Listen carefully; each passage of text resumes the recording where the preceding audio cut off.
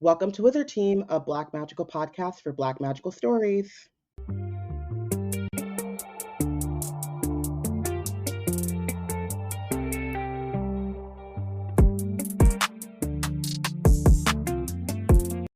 Hi everyone, it's Bayana and Robyn embarking on a journey through the many fantasy stories written by and about Black people.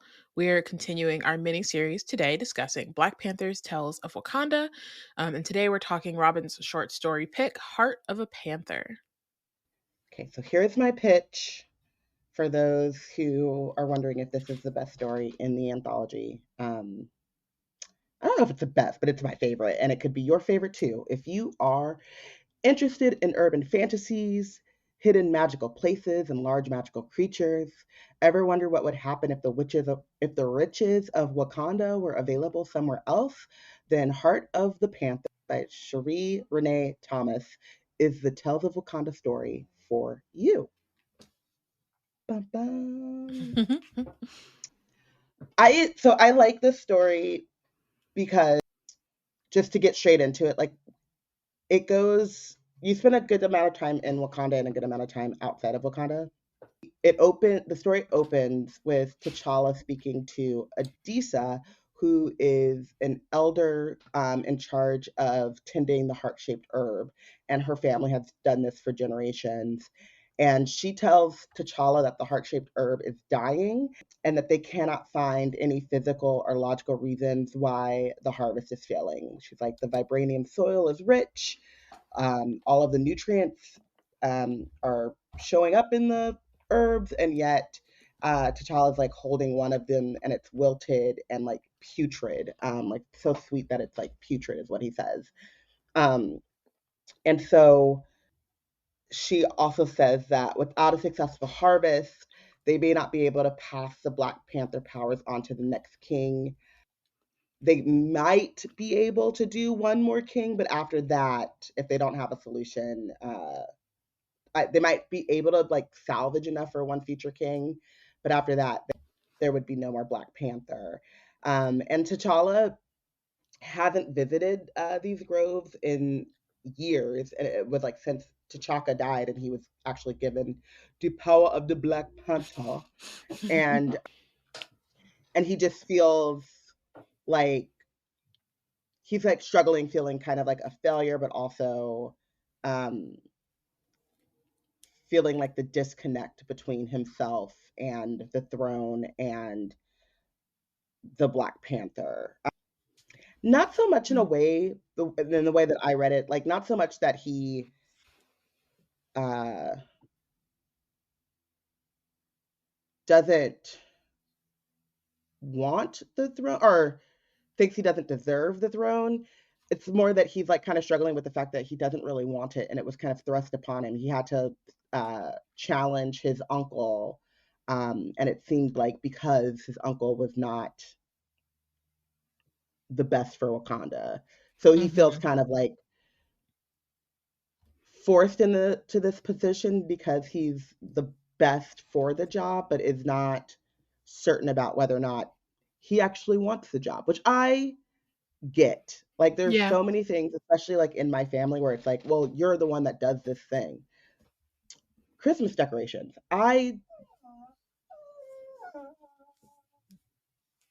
Ma'am. She said, I like Christmas decorating.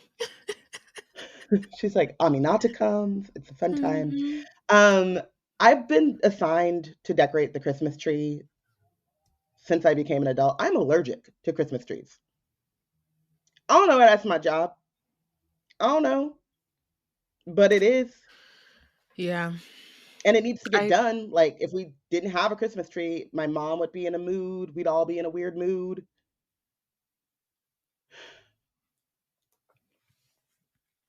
yeah. you know? Yeah. I definitely get that as a older sibling, older sister. I Yeah. get that all the time. It's literally like, I don't know how this ended up being my job, but I guess it is, and I guess we're doing it. Although, leading a country is definitely uh The stakes are a bit higher, it's just a you little know? bit. just a little bit. A little bit Yeah, but more it's like responsibility than, like, planning the family brunch that's always right, on you to figure out. right. And, like, it's interesting to, like it's clearly connected to why he hasn't been to these groves in so long. Um, like, you can just kinda feel his, like, reluctance and, like, just kinda not like, his disconnect, I guess, from, um, the, like, traditions of Wakanda, and not necessarily because he doesn't see the value in them, but because now he's kind of the maybe because he's the figurehead for them, and it's not something that he really wanted or, was trying to do. Um, so yeah, and then in some ways it kind of is like, is that why things are going wrong? Is it because you're not feeling connected like to it that it's starting to die? And that's like kind of a question as it goes on. Yeah. And so Adisa does say, like, hesitantly, he's like, "Just, be harsh, you don't have to sugarcoat things for me." That he needs to look for spiritual reasons for the crop failure because basically they're all of the, like, natural scientific reasons, there are no explanations there. He mentioned something about, like, his father, T'Chaka, like, banning all shamans, so that kind of makes a little bit of sense why Adisa is, like, hesitant to, like, bring this up. Um, but then it was, like, funny to me because 'cause I'm like, "Well, why didn't they fail when T'Chaka was over here banning magic as But the I Black assume it's Panther?" probably because it, like, takes time, I would assume. Yeah.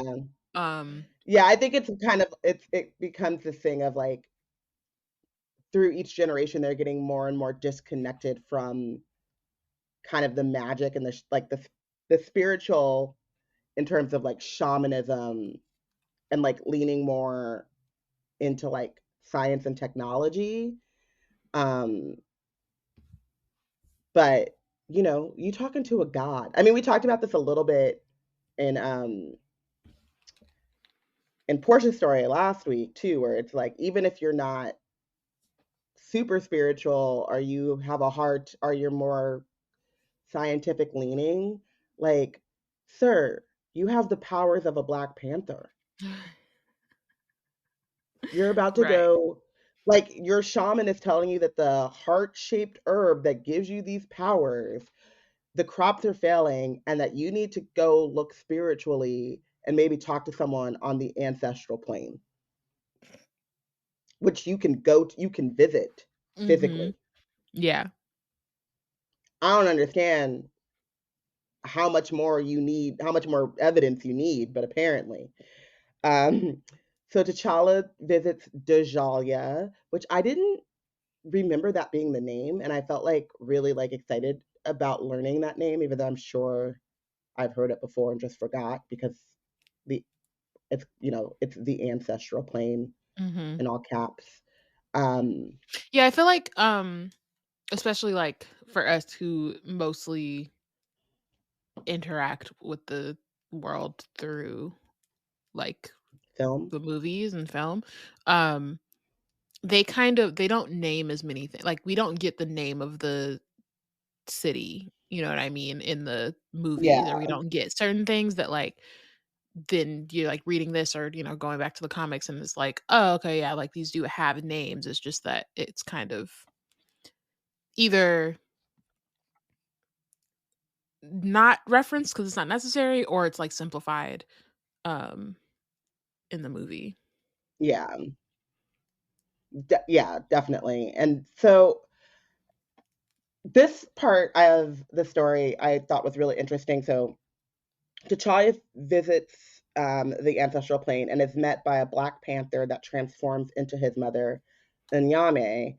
And then she's joined by other Panthers who she explains are elders from the time of Bashanga. And T'Challa is like looking at these ancestors and is like, I don't understand that. The language you're speaking, they're wearing garments that I have never seen before. And it's one of those things where I kind of think about, like, if I was to go to the ancestral plane, I was thinking about this with like Legendborn too, right? When Bree goes on that memory walk, and she's Mhm. going further and further back in her line and her lineage. Mhm. Like there is a certain point in which it's like they're so far removed that they may as well be strangers. Yeah. And just thinking about like, we think about like how Wakanda is always talked about as being uncolonized and untouched, but like it's still touched by time and like Mhm. people and cultures change on their own. So like even the fact that like the language has changed, I thought was really interesting because it's not as though, you know, they were all speaking Yoruba and then were forced through colonization to pick up English or French or whatever.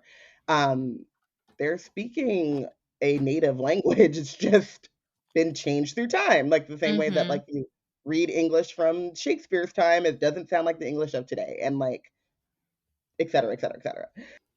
So I just really liked that these elders just seem so foreign to him, and so he's having a hard time trying to figure out what he's supposed to like learn from them.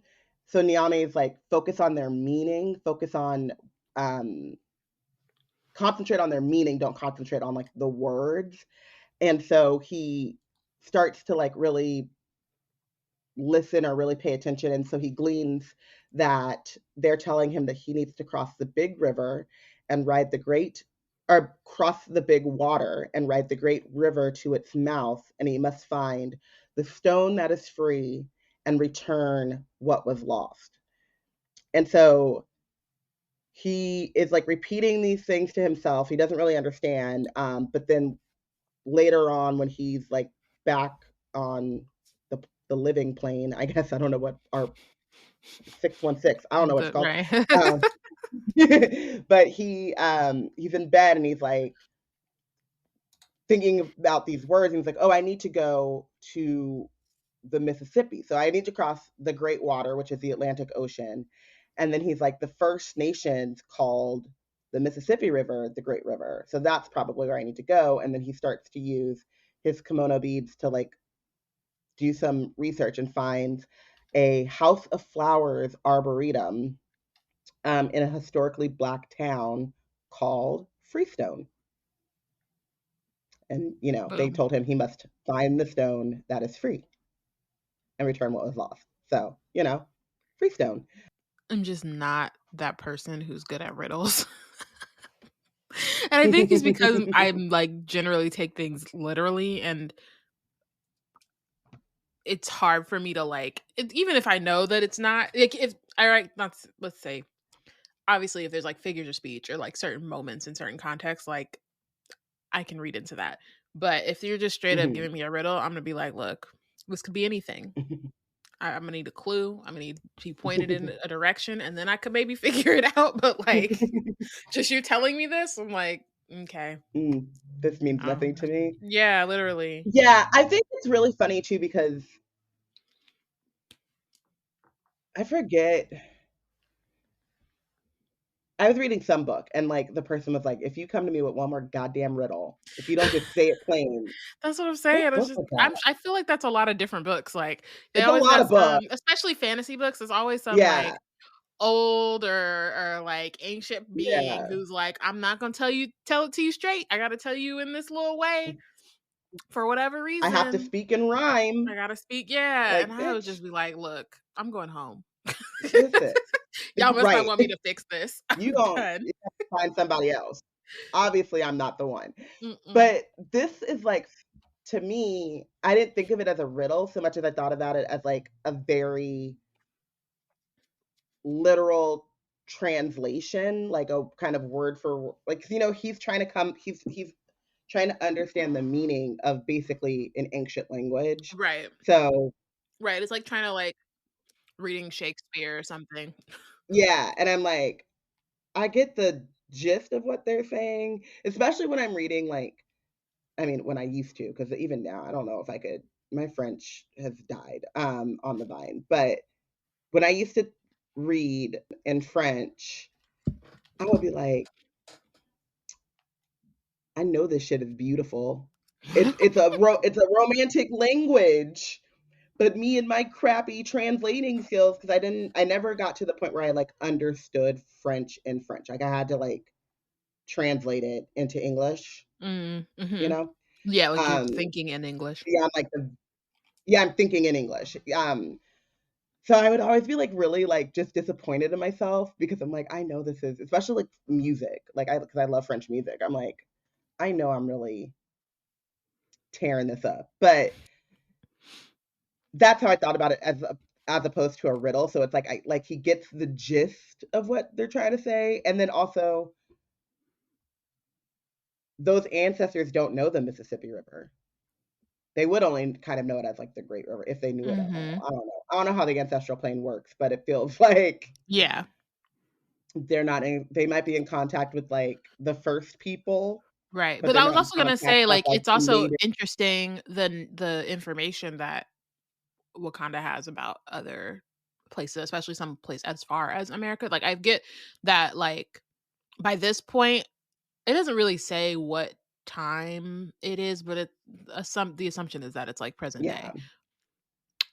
I'm curious about their archives and how they build them and whether this is information they got later on or if they really had folks, you know what I mean? Like, it's not like, I guess there's still war dogs. War dogs been out here for some time, and we see in some of the other stories, um, like earlier centuries where they are still active across the world. wow, yeah, Um, and so yeah, I'm just curious about like how they gather this information and then like store it for him to be able to look and be like, oh yeah, so that's what like, like native folks were calling it in the Americas. yeah. It's just like, where'd you get that information from? And, it could just be Google, right? It may not be anything super, like, elaborate, but I'm just interested in, like, what their databases look like. Yeah. I mean, I think that like if you type in the Great River, you could get a couple of Right, like, the uh Nile is one, but he's like, yeah, "Okay, you don't gotta you cross know, a to big cross the big water. big water to get there." That was the Um thing for me because I was like, cross the big water to get to the Great River. Like, is the Great River not the big water? Oh, okay, okay. Right, But he there's just like too knew many. immediately. I got to cross the Atlantic, so I got to It's go to the America. ocean. Right. But why wasn't it? What is it on the other The side? The Indian Indian Ocean. Ocean. Yeah, and then go I'm to saying, like the what's? I'm sure there's a Great River on that side too. Anyway, he figured it out. This part of the story, I felt like it was like out of place or it didn't go like very far. mm, Or it like relied too much on like expecting you to kind of have previous context. And like I could figure it out, but it just felt strange. Not in a I didn't enjoy it way, but in a way of like I wanted more or like to mhm, know more, but to do that, it would no longer be a short story. mhm, Um, but so he sees Shuri at Warrior Falls, and he's like, they've been struggling to be close since he became king, and they're like finding their way towards it, but she's kind of been removed and in her fields. And he tells her that he needs her to take over the throne while he's gone, and that he doesn't trust anyone more than he trusts her. But she's worried that she is not worthy to take on over the throne. And then ask him to take Okoye with him, but he says he needs to do this alone and that she is worthy of the throne. So I'm assuming that when he had to fight his uncle, maybe Shuri was also thinking that she was going to vie for the throne and then got pushed to the back seat, or I'm not sure. But it yeah, felt like they were also, and I think a part of this is that he feels disconnected from the throne. He feels disconnected from Shuri. So he's feeling very unmoored, I guess. mhm, mhm. Um, And there's, like again, we've discussed our backgrounds Mhm. on Right. on like the lore. Because there's also like a few other stories where they have a more strained relationship. And I Mhm. think that's one of the things. It's not necessarily a struggle of it's not like or not a struggle. It's not a bad thing. It's an anthology, so it is what it is. But it's also like you can't really chart this out, the stories Right. out in like a timeline. It's not like they connect necessarily To each other. chronologically. Yeah, like they could be, you know what I mean? Like they're alternate realities in a sense. And so it makes it kind of hard in those moments. Like you can't really connect it to anything other than maybe like a comic that goes deeper into T'Challa and Shuri's like relationship after he becomes king. And like I know that there is some stuff around her. I know at some point she like becomes queen. Maybe that's more recent. I can't remember exactly because I again have Mhm. not read it all. Well, that's the thing with comics, But it's, it's like, just always like been, like, a big barrier. and Oh, there's go ahead. retcons too, like, so there's just so many there's Exactly. so many, like so many different things, which I think, again, makes sense for this anthology, like, it kind of, like, follows that in a way, but then, yeah, it makes those little moments like that it just gives you questions, which for in the confines of the story is not, like, a huge deal, but you still wanna know. Yeah, and I think that's, like, one of at least for me, one of my bigger barriers to entry into comics and, like, keeping up with them is the multiple storylines and the retconning and, like, where do I go? Because I feel like more of a completist, like, Mhm, I am going to give, like, the novelizations a shot because they just feel more like the world building and then but you know that there are like, I know that there are storylines in which their relationship is strained. I don't know the mhm, particulars of those, and also, I don't know, like, which storyline, right? And right, so it the when reading this, I'm like, I know this is a callback to this, but I don't know which one in particular, and so I mhm. think my brain kinda got stuck on it a Also, little there's bit, and age then too, like in yeah. terms of, like, how old are they? Like, the story, that we read last week, it felt like Shuri was younger, whereas this one kinda she feels a little bit older.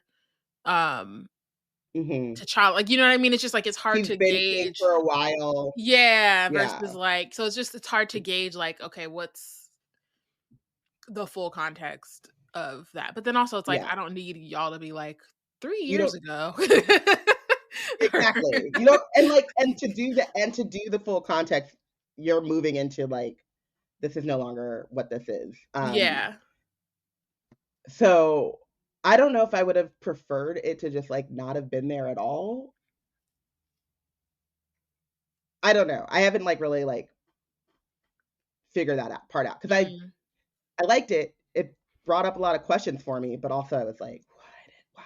Why?" mhm, Um, so so Shuri asked T'Challa, to travel with Okoye. He's like, "No, I gotta do this by myself." He goes to Freestone, Mississippi, and meets Brother Flowers, at the House of Flowers Arboretum. Brother Flowers is like my family calls me Ricky Doc. I listened to the story first mhm. and then read it. When I tell you, because like the narrator, the way he says Ricky Doc, it's Ricky Doc, but I was like, that can't be right. I gotta go figure out what this man's name is. And then I like looked it up and I was like, no, it's he's saying Ricky It's Doc, it's kinda Ricky Doc. Okay. So it's just like, like, "Are you sure?" is he Dr. Flowers or like what? But Right. the country nicknames, you I know? was gonna say, black people, they just You just be calling people whatever. yeah. Um, It's so probably he probably also was just kind called of that as a baby, and then it just stuck. I know. Um, so I just want to like go back. So the elders told T'Challa he needs to cross the big water and ride the great river to its mouth. He must find the stone that is free and return what is lost, right? So now he has crossed the great water. He Mhm. has traveled the great river to its mouth and ended up with their stone that is free. which is Freestone, Mississippi. Now he's meeting Brother Flowers. Um, he's like looking at this house, the House of Flowers, and he's like, it's idyllic and it's got a wraparound porch and a rocking chair. But I'm suspicious. I sense gathering storms. I sense hidden depths here. Mm-hmm. I'm like, what? Right. What it's is what the is gathering storms? it's his panther senses. Yes, like the panther is like hackles up, Mm-hmm. I but really like there's this interaction, by the way, like this yeah, conversation they have, because it's literally that he's just very suspicious the whole time. he's he's very suspicious. He's like reading into all of Ricky Doc's like expressions, micro expressions, like Mm-hmm. having tea. Like Ricky Doc's like, I don't trust nobody that doesn't drink sweet tea. Um, like Ricky Doc's asking him about if he's a celebrity chef because he tells him that his name is Mr. Okonkwo, a New York chef who has heard that the House of Flowers is like the place to get the best ingredients. So that's like his cover. And so he takes him on a tour of the arboretum. T'Challa sees these big plants that rival the exotic plants of the Alkama fields in Wakanda. Um, he says, oversized plants, juicy melons, brightly colored squash, and other vegetables that appeared to grow effortlessly out of season. And then there's this huge freshwater catfish pond. And T'Challa and his panther senses hear a steady heartbeat, and he's like, that can't belong to a single fish. Mm. But he also is like asking some questions, and he notices that like Ricky Doc is kind of answering some of them, changing the subject, like kind of Mm-hmm. smoothly changing the subject on others. He wanted to see a greenhouse, and that doesn't happen. So he's just kind of like, okay, there's something more here. And once he sees that freshwater pond, he's like, oh, we coming back. So they part ways. He gives him some garlic butter rub. Is that what it is? I think so. Something like that. Yeah. And he was like, "Oh yeah, we coming back." Um, I want to try this garlic butter rub.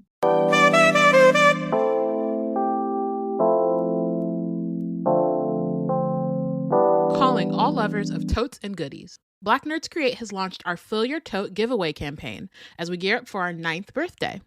Enter into our giveaway when you buy a Black Nerds Create Magic tote bag at our merch store on DFTBA. You'll get a chance to win books, arts, and other cool stuff. Entering is simple. All you have to do is buy your very own tote. You can find the link in our show notes. And forward your receipt to weblackandnerds@gmail.com. And the giveaway is open to U.S. residents only.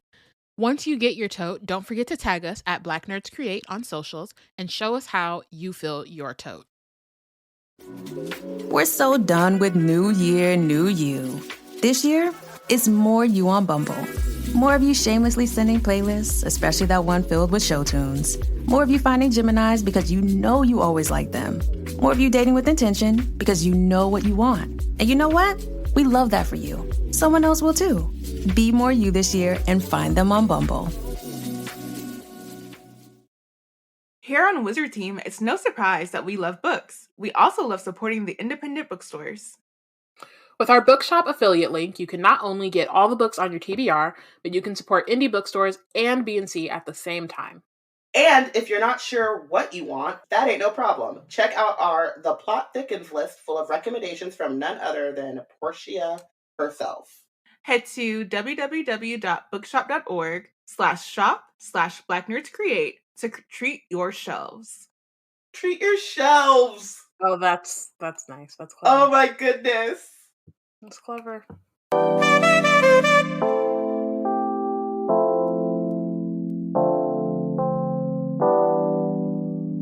So T'Challa comes back as like the Black Panther, and at nighttime he's like in his full suit, and he can see now that Freestone is protected by a shifting wall of iridescent light that is like not completely visible to the eye, but he says like rare ones could see. That the shield is part spell and part natural phenomenon, and he names it Aurora Afro Mississippialis, which I thought was hilarious, especially because the Aurora Borealis was like just out, Yeah. um, and like further down than ever before, and he's like, "Whoa, are these the Southern Lights?" Right. Um, and so as he's like walking back, and I couldn't tell because he parks his car um, far away from the House of Flowers, and then he's like going kind of by foot as the Panther though. Mm-hmm. So I couldn't tell if the shield. I think it says that shield's like it's protecting Freestone, but I couldn't tell like how far or how big that was. It is Freestone. I know it's like a small black town, but like Mm-hmm. how small, how is the House of Flowers like on the outskirts of the town, or is it the middle of the town? Because Center, yeah. it feels like everything is there because of this arboretum or Mm-hmm. this land. And Ricky Doc had said during the tour that they have over 100 acres. They had more, but they had to sell some off just to like, capitalism, keep it going, whatever. Mm-hmm. So it was kind of it's an interesting thought of just like where this sits and like how the shield works. Um, but so then he scents herbs and he's like, oh, that's the heart shaped herb. He can like smell it. And he follows that scent into the greenhouse that he had noticed before, but Brother Flowers had skipped over in their tour. And when he gets into the greenhouse, he sees what he um, thinks are counterfeit heart shaped herbs. And he pulls one up and he says like the plant is root strong and resisting his attempts to like pull it up. Um, so they are very kind of similar but different, and he can tell that just like through looking at it.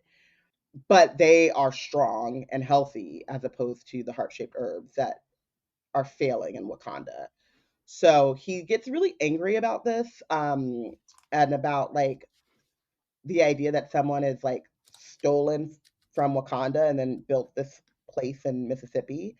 And when I first was reading this book, I thought, reading this story, I thought it was so strange because he had mentioned like, you know, a meteor hit Wakanda Mm-hmm. way back when, and that's how vibranium got there. That's how they got, their riches and things. And he has this like fleeting moment of like, did another meteor hit here? But then immediately it's just like, no, this is Steph. Um,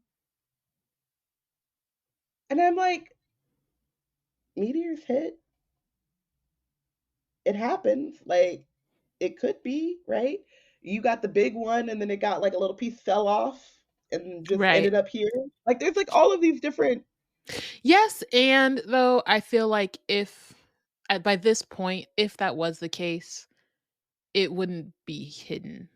Like Wakanda's hidden. American, but I'm saying Americans would have been found that. You know what I mean? Like I Yeah. just feel like given the place, Yeah. it wouldn't have gone the same way. Yeah. And so I was thinking, like, the real question is why is this like a black town and not like a native town that Yeah. was like hidden and shielded? Right. Um, but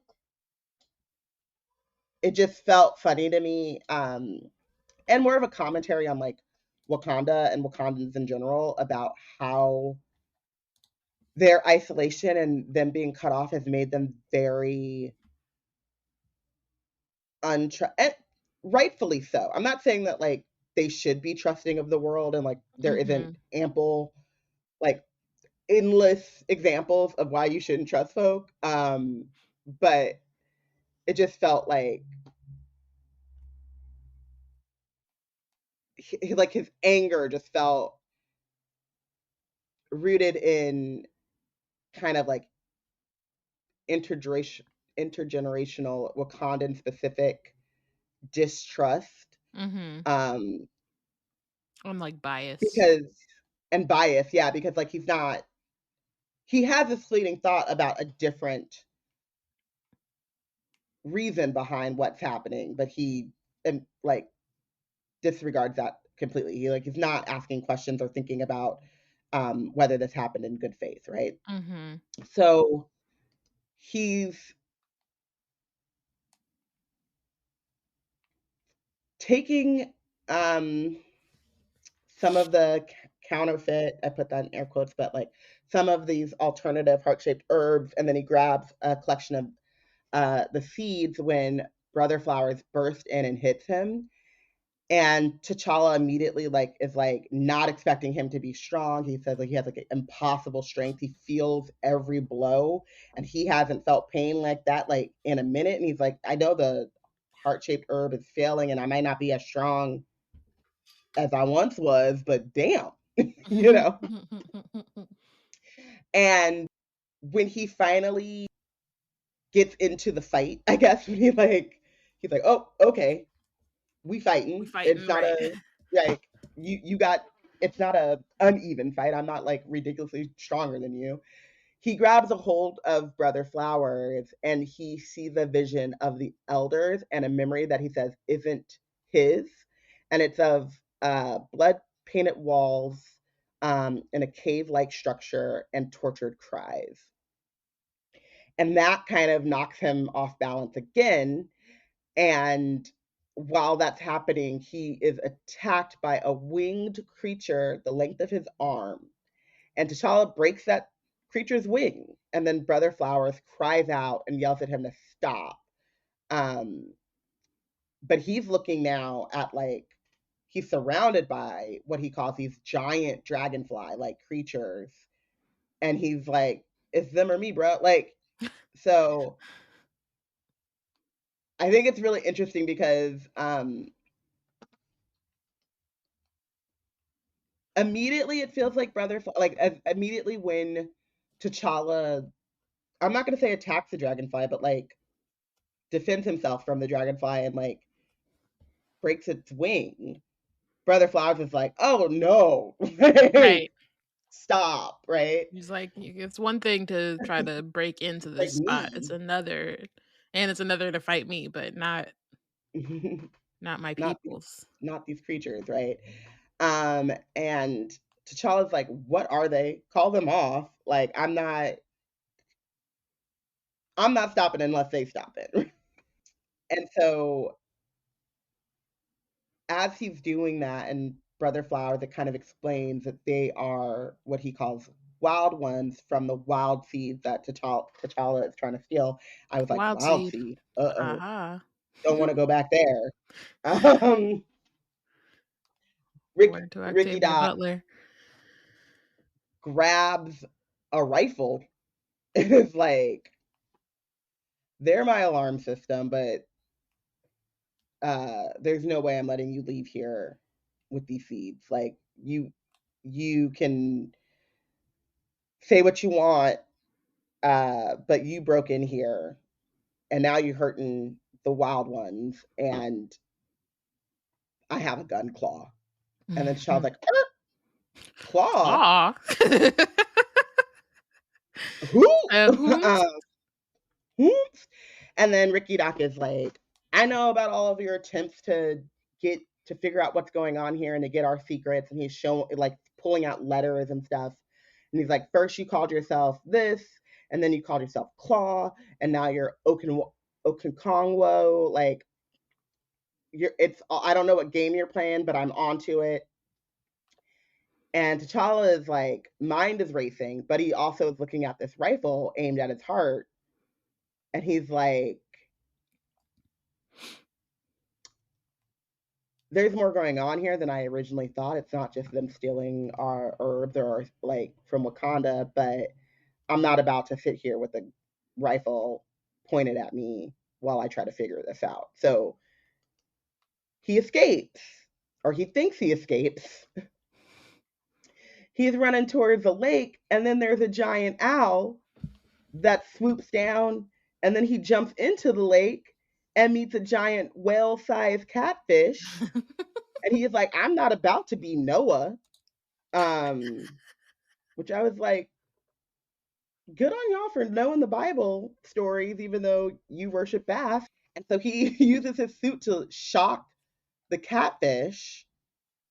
And then he's like fighting to get out of the lake, and he's going through these like crawfish and these more of these like dragonflies and like all these kind of very large and very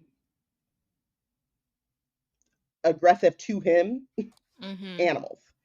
And so Ricky Doc sees the catfish get stung, and he cries, and T'Challa's like, call them off. We can do this all night, but I'm gonna survive and your wild things will not. Like, I will kill this big ass catfish and fry it up before I let it just eat me. Yeah. You know? And I can tell that they're important to you and I don't want it to go this way, but I'm not about to let myself get eaten and or torn apart by this Like, owl. Like, imagine. It's like, I'm the king of Wakanda. I got ate by a yeah, catfish. Like, no. whew, Just can't. what a way to That go. can't happen. He's like, I Sorry. can't get out that way. So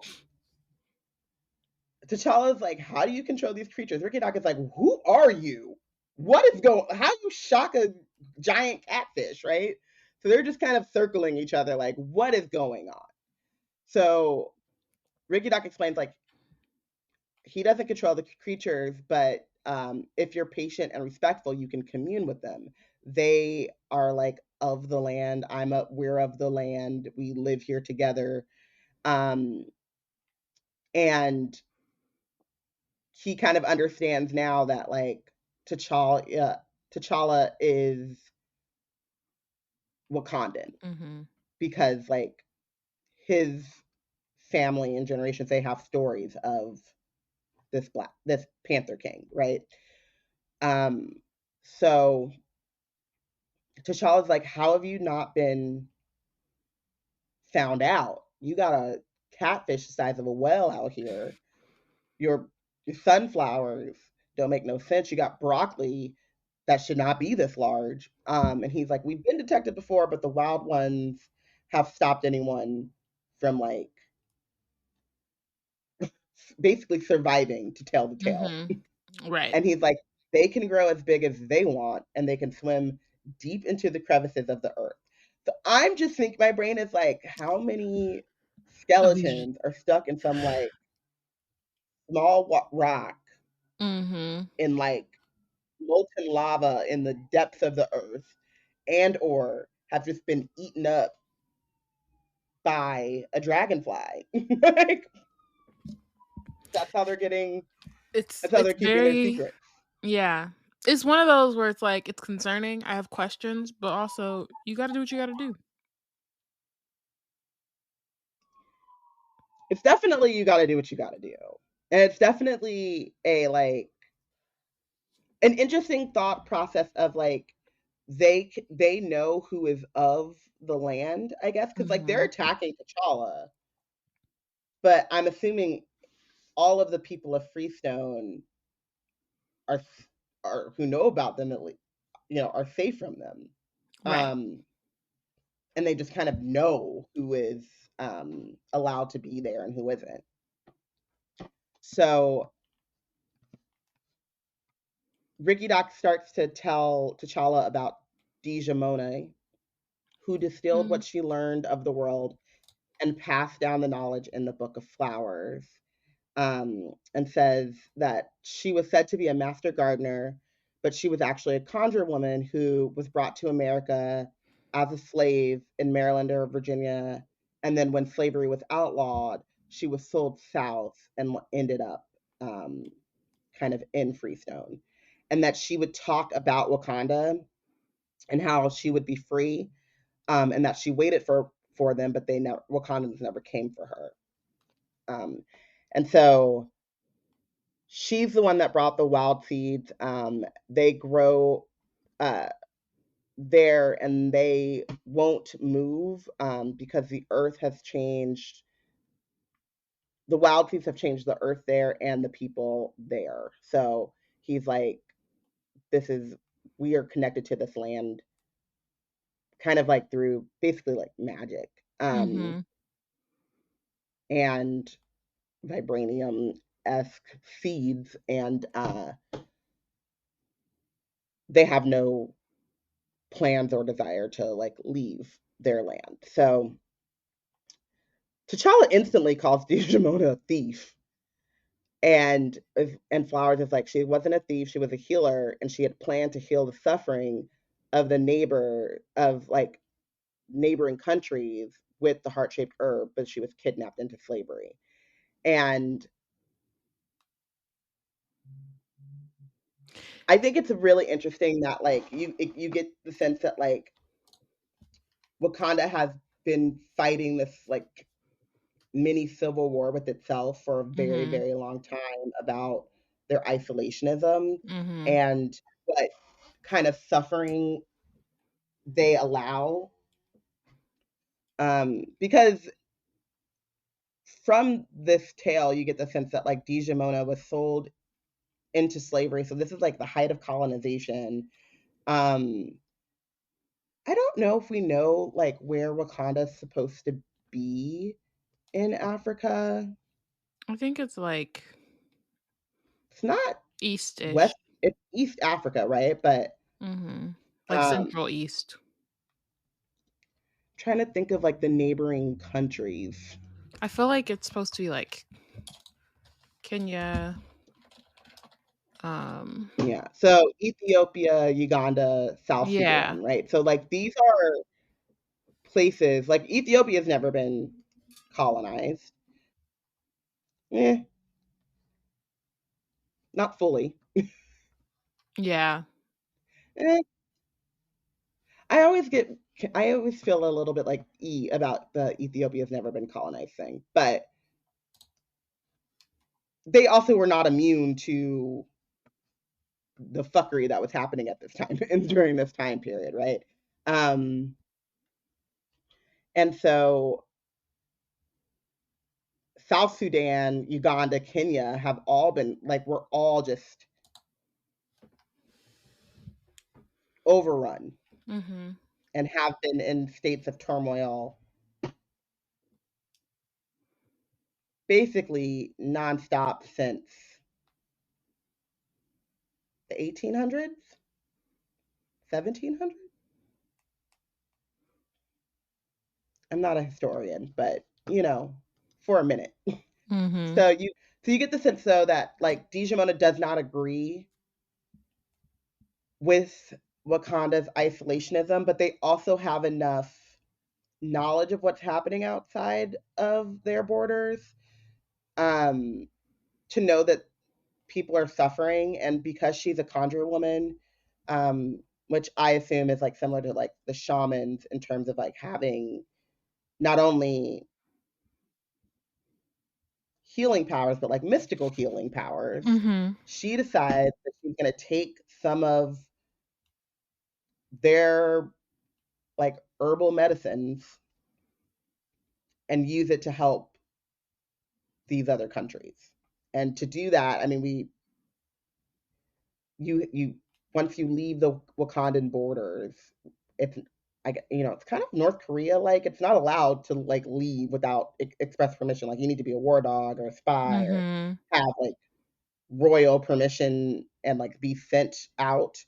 Um, and so in the eyes of Wakanda, once she makes that decision, she is a thief and she's like a deserter, basically. There's like another story in the anthology about a deserter, right? Mm-hmm. Um, and so it's interesting to hear T'Challa kind of black and white, like she was a thief, and Ricky Doc, who comes from her, is a descendant from her, being like, no, she was a healer, and um, she was doing what you didn't have the courage to do, Mm-hmm. and was punished for it.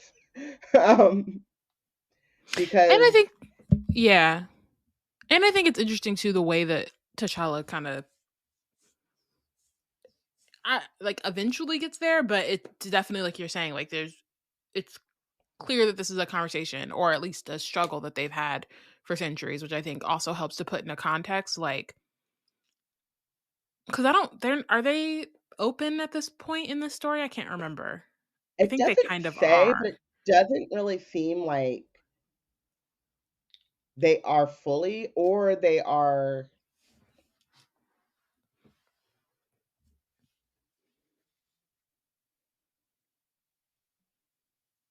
It doesn't really say. Yeah, And I because got the sense that they weren't, but they were yeah, closer to getting more open because of the fact that like he doesn't immediately recognize Black Panther. And not to right, say that like Black true. Panther is known as T'Challa, but like in when they kind of he is like an Avenger at a certain point, and that's when like Mm-hmm. Wakanda's opened up, right? So he's like as a superhero is known. Um and so I felt like the minute they started to engage with each other and he sees him in this panther suit, he would have been like, "Oh shit, the Wakandans Oh, are so here," right, or Black Panther is here, right? So right. So yeah, that's so maybe why, it hasn't quite happened, or even if it did, it's like early stages. But I could even see that, like, even if they were open and she got like this still happened, I could still see T'Challa thinking of it in that way, only in only in yeah, like the contextual sense of like this is what we believed back then, and this was what was important back then. hmm Um, so yeah, it's just it's interesting that that's the first thought, and that that's not like I mean, it just doesn't seem like it's been interrogated by him yet. So maybe that's yeah. yeah. And it also like it feels to me because Ricky Doc is saying like she smuggled the seeds out in her hair. She like she braided them and she hid them, and then Mhm. it's not she wasn't like out here selling the secrets of Wakanda. She Right. wasn't, you know, um she was basically kind of honoring Wakandan traditions with a larger lens of like we should help everyone that needs help. Mhm. Um and because it feels like pretty quickly is sold into slavery, um it feels especially harsh for his reaction to be like so black and white. Yeah. But also, without her doing that, if the heart-shaped herb dies, it's just dead, right? So you kind of Mhm. also like should be a bit appreciative of this. And the idea of like T'Challa knows like what the diaspora has gone through and what someone black in Mississippi especially has gone through, and so should be maybe doesn't know, like obviously doesn't know it intimately, but like Yeah.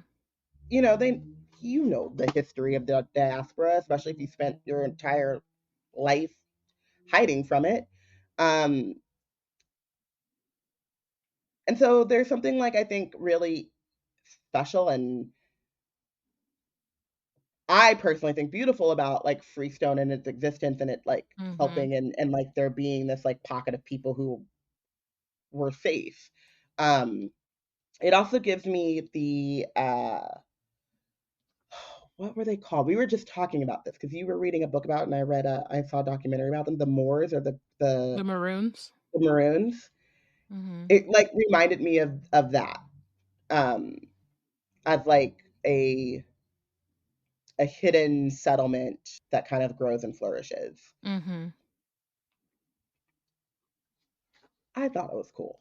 So Ricky Doc says, you know, Dijimona had planned to heal the suffering of of like neighboring countries, of her neighbors before she was kidnapped into slavery, and says to T'Challa, I'm quoting this part because I think it's like just a beautiful piece of writing. Everyone carries a city inside them, a bit of the home or the place that shaped them. Your city is just buried deeper than most. And it kind of goes into that, going way back to like the heart-shaped herb dying like spiritually type of thing, Mm-hmm. is that he's not he doesn't feel as connected to the land. Like his first thing for Ricky Doc is like, why are y'all still here? Like Right. it seems like you're uniquely vulnerable. Um, and so they speak more about Claw, and T'Challa warns them that Freestone and its people may never be safe. And Ricky Doc again is like, we don't plan on leaving ever. So we'll figure it out. We figured it out thus far. He's got to find us first, but like we will take, well, I will like remember the fact that you say he's like very dangerous. And then Ricky Doc takes T'Challa to like basically like a safe, and gives him the Book of Flowers, which Dabonda had written like all about her her gardening, her work, all of the knowledge she passed down to make kind of the House of Flowers, Arboretum, and Freestone. And then there's this piece of like ancient driftwood that he gives T'Challa, which I tried to read this a few times. I feel Mm-hmm. like her ashes or something in it. It's kind of like an urn, Mm. but it wasn't clear because if you remember, the elders in the ancestral plane say that he must return what was lost. And so this Yeah. ancient piece of driftwood he's taking back. And I feel like that is a part of her. Mm. I think I'm not missed, but like didn't think too deeply about that part, but I could see that. Yeah. It's not like explicit. So Yeah. I'm not 100% sure, but that's kind of how I was reading it. And T'Challa calls Shuri, asks her to draw up plans for a new compound that houses 137 people and a freshwater pond big enough for a whale near the Alchema fields. And I'm like, sir, he said they're not leaving. Ah, yeah. But he, And I could see him just being like yeah. contingencies. I want to be He's prepared. it's definitely it's a contingency plan because he also like sticks around and like kind of waits for Claw, and then you can tell that he kind of puts into place. Maybe he leaves a war dog or sends a war dog. We're not sure, but like he puts into place some sort of like we're going to keep an eye on that, and if Mm-hmm. they have to leave, we'll have this contingency plan. I don't Yeah. know how they're going to get that whale there. I mean, Sure, you'll figure it out, but yeah. I feel like there are ways. People they move. I just Are there whales in personally, captivity? Yeah. there are whales in captivity, but they're not transporting them No. from Mississippi to East Africa. No. But they got vibranium. They're gonna have to knock that poor sucker out. That catfish gonna be stressed. Um, though I assume if they can grow as big as they want, maybe they can also shrink. I don't know. That'd be interesting. That'd be interesting.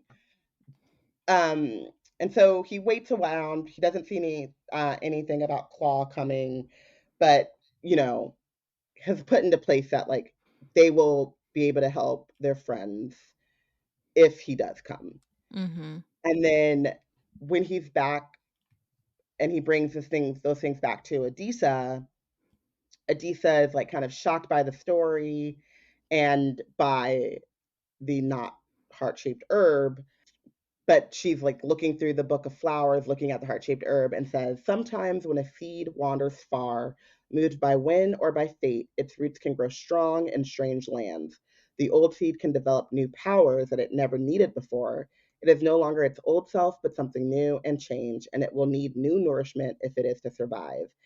And I take that as like a lesson for T'Challa as well as like the heart-shaped herb, but the the panther spirit Mm-hmm. is moving and it is now with you, and so it needs new nourishment. Like you need to find what nourishes that in you. Mm-hmm. You're not your father, you're not your ancestors, right? So like you need to adapt, and the panther spirit needs to adapt to thrive. So Yeah. I mean, I feel like it's also a commentary on like diaspora as well, like yeah, more uh what's the word? Broadly. similarities. No, Oh, I'm saying broadly. just like pulling back from the like actual plot of the story. Yeah, Um cuz it's definitely like the overarching like theme of it is like this, especially T'Challa coming to um descendants of people who were stolen from Africa and then like accusing them of theft is an interesting thing, and like, you know, uh having to like come out of that and kind of see like both the similarities, the complications, the nuances around like surrounding all of those, circumstances and like identities and stuff.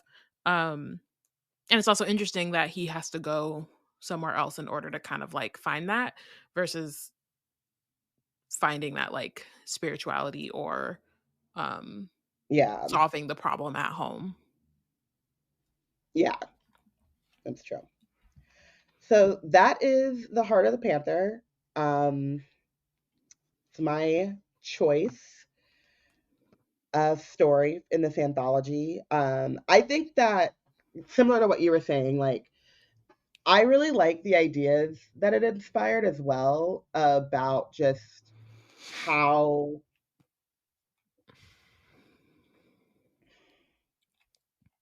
something with the same origins in a different environment changes and thrives. Mhm. Um, and also about what it would be to have kind of the riches of Wakanda in a place that's not isolated. Mhm. Um, I also just kind of loved the creatures, like the magicalness of the wild ones and Ricky Doc's like relationship to them. And then the story of Dijamoni contrasted with like the Wakandans and T'Challa. Um, and so I think that all of those things really stuck with me. And also it was like one of those stories where I was like, this could be, if this was like turned into a full length novel or show or something, I would be like really into this. Mhm. And I think the commentary on diaspora, like you were saying, is like, it's not like it's something new that we've never heard of before, but it's just done in a way that I thought was really like well done. I Yeah. also And it's less love that it's like, like, oh, I was going to say the stakes, they're high, but they're not too high that you can't just like take in the message of it, if that makes sense. yeah, Like we're not yes, fighting about it, we're talking about it. And I think that that's like exactly. interesting too. And I also just kind of love the idea of like a giant ass catfish and crawfish, and it just is like so black and southern in the fact that like a giant ass dragonfly is like going up for its dude, Right. protecting the turf. Uh, yeah, that's my pick. A well, there we go. Thank y'all for listening. Um Next week we'll be wrapping up our discussion of Black Panther Tales of Wakanda. Um so make sure you can join our live recordings. We'll be back next Sunday at 1 p.m. Pacific time. Or you can wait till the episode drops on Wednesdays. Don't forget to just check out our social media. We will have like stuff for you to vote on. And like that's where we drop the links and stuff for the recordings. Unless you're in our Discord, then it'll be dropped there too. Yes. And also, Wizard Team is part of the Black Nerds Create Collective. If you want to keep up with our content, you can check out our website at blacknerdscreate.com. Follow us on Instagram and Tumblr at Wizard Team Pod and at Black Nerds Create. The Fill Your Tote campaign has been extended to the 31st, so Mhm. do that. And we will see you next week. Bye. Bye.